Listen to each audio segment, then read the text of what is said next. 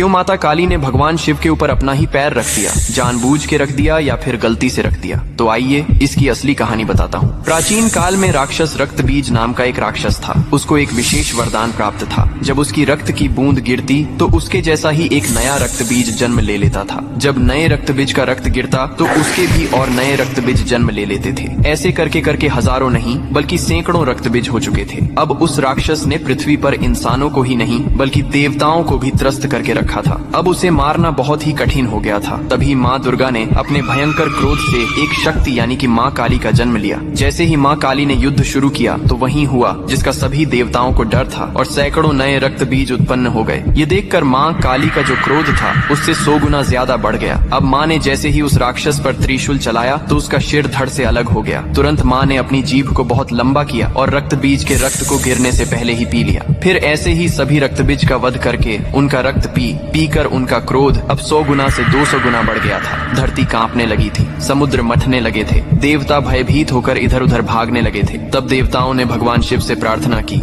हे महादेव, आप ही माता काली के संताप को शांत कर सकते हैं। शिव ने देवताओं की पुकार सुनी और माँ काली के सामने युद्ध भूमि में पहुंच गए। लेकिन माँ अपने तांडव में इतनी लीन थीं कि उन्होंने शिव को भी नहीं देखा। तभी भगवान शिव ने स्वयं माता के चरणों में लेट गए। जैसे ही माँ काली का पैर अनजाने में शिव के सीने पर पड़ा, तुरंत उनका क्रोध शांत हो गया। उन्होंने नीचे देखा तो अपने प्रिय पति शिव थे। यह देखकर उनकी जीभ शर्मिंदगी से बाहर निकल आई। इसके बाद शिव ने मुस्कुराते हुए कहा, हे माँ, तुम्हारा यह रूप सृष्टि के संतुलन के लिए था, लेकिन यह रूप अब धरती पर बहुत धाम से पूजा जाएगा। यही कारण है कि तस्वीर में और मूर्तियों में माँ काली को शिवजी पर खड़े हुए दिखाया जाता है, जो बहुत ही शुभ माना